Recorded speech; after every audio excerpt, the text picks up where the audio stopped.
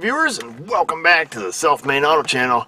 Sitting inside a 2007 Chevrolet 1500 Classic, one of my favorite Chevrolet trucks made, on the exception of a square body. This one here has a problem with the heat control. Dual climate control, driver's side, passenger side. It's not the automatics. Dual climate control manual. I don't remember which RPO code that is. At any rate, for the past couple days, the guy's been having a problem with the driver's side defaulting to hot or sticking on heat, and it's like been 95 degrees outside, so he's not too keen on that. Wants us to take a look at it. Also made the comment that he's been hearing some clicking noises coming from the dash. Not too uncommon on General Motors to see it in their car line, truck line. You know, these actuators start to fail. Sometimes little plastic gear strips out in them, and then they just sit there and try to, you know, move the motor to the desired position, or the number of counts that it's supposed to move, and then they just sit there and click, click, click, click, click, click, you know, until you move it to a different position. So currently the vehicle is working, you know, hot to cold, all the modes, recirculation, everything works beautifully. However, with the assistance of a scan tool, I can actually see that the driver's side actuator is failing. As you can see, it is the dual climate control, like I mentioned, manual, no auto buttons. However, it is still computerized, as we call it, and it did throw a code. So I grabbed the Autel here. This is the new 906BT. We'll be checking this baby out for a while, and you can see it set a B0408, temperature control 1 circuit malfunction. However, it is stored as a history code because it works. You know, currently it's not bad. However, well, I shouldn't say that. What we're going to do is we're going to go in and look at some data. Of course, at this point, if you just want to, you know, shotgun a part at it, you know, change the driver's side door actuator, you know, you're going to get it. But what we like to do is just kind of, you know, just kind of verify. We got a scan tool plugged in, so we're just going to take a peek at it. And what we want to look at is some of the inputs. So we're going to look at what they consider the detent positions. So that's going to, if you move these levers, you can feel they got little detents on them. You can hear them clicking on them. Or there's 17 or 18 of them. At any rate, we can look at the detent position. We'll make sure our inputs are good. So the left side, driver's side, I'm going to move it just one click at a time. Try to anyways. And we can sit here and just click it, and you can see that it just counts up one click at a time. And I won't bore you through the whole process, but you run her to the top, goes up to 18, move the passenger side about halfway, move it up all the way, so we can see, you know, that our detent inputs are good. And then these door actuators on these Chevrolets that change, you know, modes, recirculation, temperature, they're a little different than the ones you see on a Chrysler than a plain 2 wires. These are 3 wires, or 5 wires, sorry. So they have, I believe, a full-time power input, and then they have a control input. So they don't really reverse the polarity on the motor per se, you know, from the HVAC input. It's kind of confusing, but the 2 wires going into it, full-time power, and then this unit will send a control signal, you know, a signal of some sort. It's kind of irrelevant what kind of signal it sends. It sends a signal to tell it to move the motor, you know, forward, you know, increase or decrease the motor. And then inside the HVAC control, or inside the blend door actuator, you know, it has logic of sorts, and it knows which way to move it. In order for this to see, like, hey, where's this door at, it has a 3-wire position sensor. So just like a throttle position sensor, it sends a signal back to the HVAC controller and says, hey, I'm here, you know, and then this can make logical processes to which way to move that door. Probably TMI, but we'll go in and have a look at that now, so we can see the position of these doors. What we're going to be looking for are the, what we want, the left mix door and right mix door actual. Okay, and there's the command. Okay, and is that all we want to look at? I think so. That's for the mode door. Alright, so I just want to kind of get some of the confusion off the screen. So we're going to look at one that works, and actually, like I say, they're both working right now. So this is going to be, this is the passenger side. We'll blow this right up on a graph here, and I'm going to move it let's say move it halfway. And this is going to be the feed, what we're seeing here is the feedback sensor from that actuator feeding back to the HVAC controller, so back to the heating computer. It's telling it where it is. I'm going to move it back towards cold a little bit, and it moves the door, and then it reports back to its position. And that's more up towards hot, and then I'll go all the way up to full hot. And there it is. You know, you can see that one seems to be kind of smooth. You know, move her back to the middle. And if we shrink this down, we'll see what it's doing. We'll see on the right mix motor drive, we'll see its command. You know, it's going to tell it to increase or decrease. Right now it's increasing, and then it kind of fine tunes it to that little area where it needs to be. And then we'll go all the way back to full cold. So that gives you an idea as to, you know, how it functions. So that's passenger side, definitely not having any issues there. Oops. What do we want to do? So then we're going to look just at the left side here. Alright, right now we're on full cold. I'm just going to take and move this side, so this is the left side here. Move it about halfway. We can actually speed this up a little bit here. There we go. Bring it down a little bit more towards cold. Go up a little bit towards hot. Now you'll see this one counts backwards compared to the other side. Run her back down to cold. Uh-oh, what's going on there? I don't know if you can hear it, but inside the dash, this motor's going berserk right now. And right now I've got it just, you know, on full cold. I'm not touching anything, but you can see that feedback sensor is getting a little wonky right there. Now I'll move it up just a couple clicks off from cold.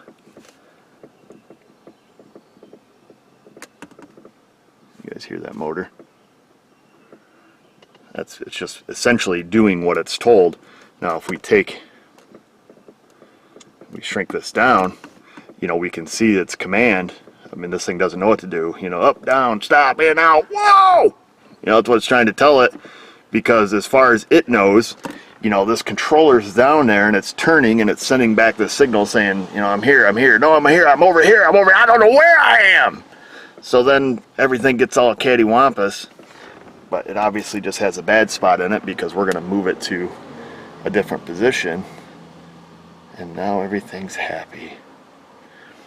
So it appears that a little bit up off the cold, that left mix motor actuator gets a little crazy.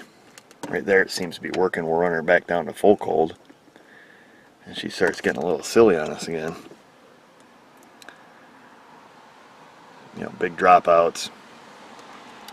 So even though right now if we take and fire up the old Chevy, we're blowing cold air out the dash because it's pretty much staying in the cold air side of things, if that makes sense. Eventually it breaks, sets a code, defaults to hot, and you know, Bob's your uncle until you shut the car off, start it back up, and away you go again.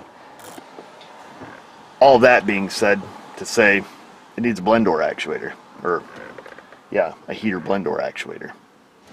So down here under the dash, this is the passenger footwell. There's a plastic hush panel that goes on here that is held on with 4 screws. You need a 7mm socket to take them little guys off. Once that's off, this is the driver's side temp actuator right here. And what we need to do is remove it. I don't know if that red tab is a lock or... Nope, there we go. So that just unplugs. And like I mentioned, that is 5 wires. So one wire, I believe. I think it's the brown one on these. It's full-time power. We'd have to check. So it has the power wire, the control wire, and then it's going to have a ground, 5-volt reference, and then your signal wire. You know, and that's going to be the position circuit. So if you kind of look at this as, you know, 2 different items, you know, your standard 3-wire position sensor, you know, going to work like any 3-wire sensor on the car, you know, like say power, ground, signal, and then over here you got your other 2 wires, just going to be your power and your control, you know, to move the little guy. And then to get it out, it should be just 2 screws here. of the 5.5 millimeter variety. We'll take them out, and then we can mechanically move the door, you know, to make sure it feels good.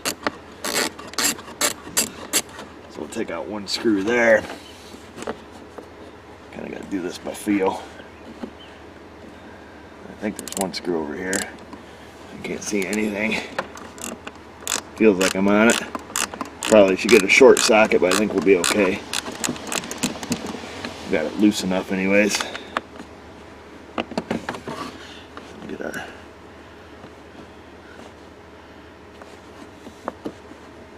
little guy. I ordered the new one. I'm waiting for it. Now these are pretty expensive from GM. These are over $200 from General Motors. In this case, we are going to aftermarket, and it's simply because this thing's a piece of cake to get to. So if it, you know, craps out on us, you know, no big loss.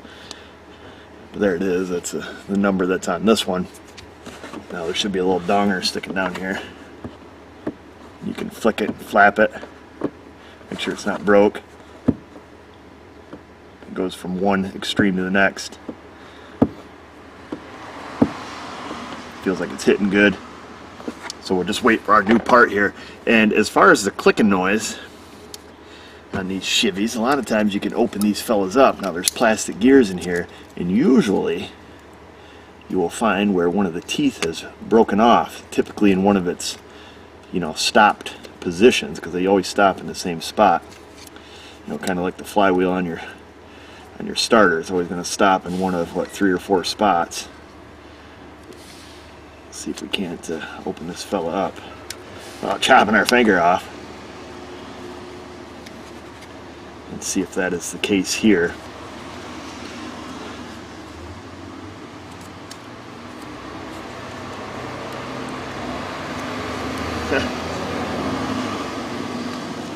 My oil guy just dropped off oil but never came in to get a check. Probably figure out about halfway home. So there's that. There's what they look like on the inside. And let's see if we can see any broken teeth. I don't see any on that gear.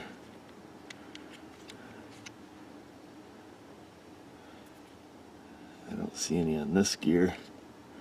And this gear down here is a star gear and a worm drive.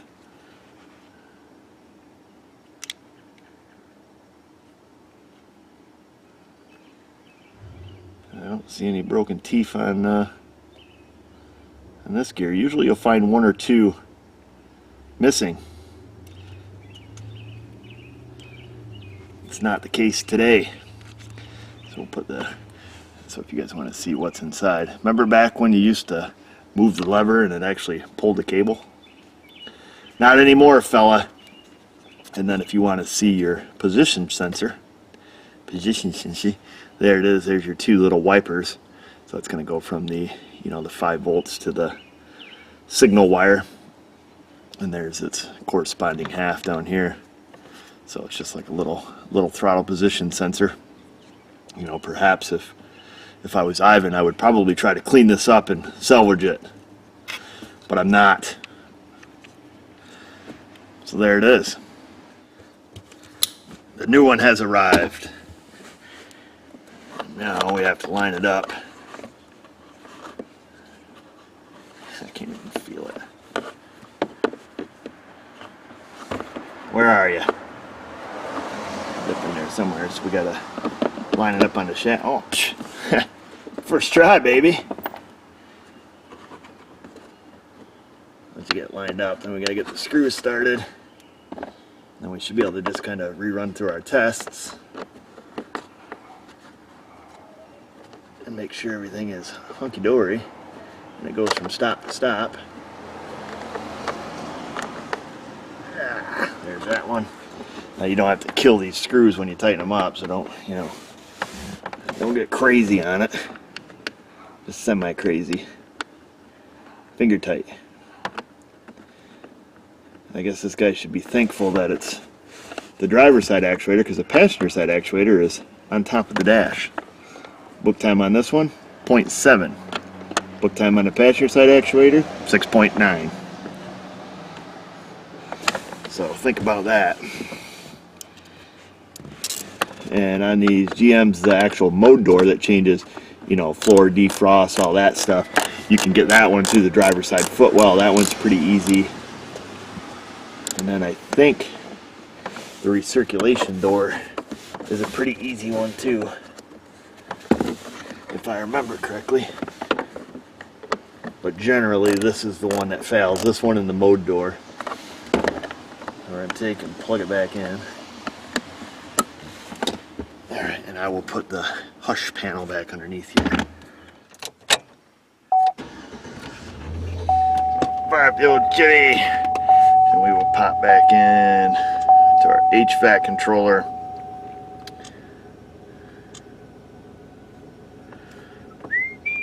No more codes. And then what we have to do is go into special functions, and then we're going to recalibrate the motors. So this is, you can probably hear it, it's going to be cycling all the doors, hot, cold, floor, defrost, all that business. So we'll wait for this to finish.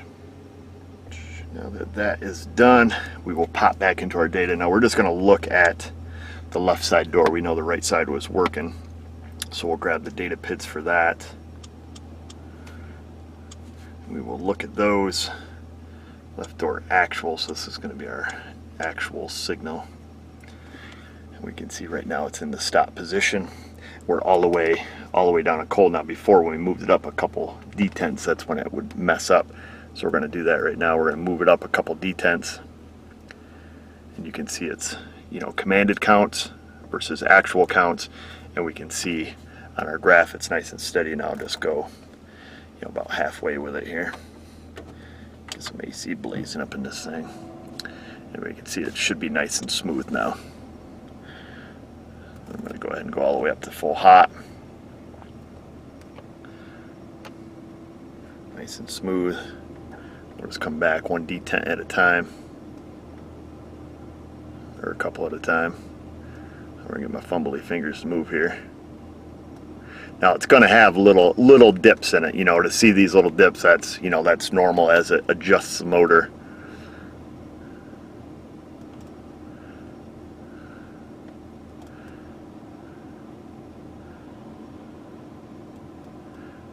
And then we'll go back down to full cold, and I'll bring it up just a couple clicks. And she's reading pretty steady. I'm pretty happy with this fix. I don't know is if I've done lots of these blower or you know, mode actuators, temperature actuators, recirc doors, and it's always the actuator. I don't know on a GM if I've ever found a wiring problem, or, you know, even on a Chrysler for that matter. We do tons of these. So like I say, if you're just taking a shot in the dark at it, pretty good odds you're going to have an actuator that's bad. However, you know, it is a, you know, $80, $90 guess, even aftermarket. So that's that. Nice and steady, pretty happy. It's all recalibrated, ready to go. Should be some nice cold air. Switch her up on heat. Feel it changing. There's the change. So we're good to go. That's going to do it for us, folks. Our week of summer is on its way. Tomorrow, they're calling for triple digits into the low 100s. That's hot. That's almost Banshee hot, but the inside of this Chevrolet is going to be meat locker cold now with the actuator working. Fortunately for us, even though it came in and it wasn't broke, we were able to see it on scan data, you know, that the feedback sensor on it was going wonky, you know, giving them funny signals, and then the motor's just sitting there, you know, with a case of the jitters trying to, you know, correct it. Just, you know, constant correction, up, down, up, down, up, down, up, down, until it says, we're done. You're going to full hot. Game over. Gonna leave a link in the description for the Autel MS906BT. Of course, you guys will be seeing it in some upcoming videos also, I'm sure, as we continue to use it. And that's all I have for you. So go down there, click subscribe, ring the bell, make sure we pop up on your devices wherever we pop up. Find us around Patreon. And just remember, viewers, if I can do it, you can do it. Thanks for watching.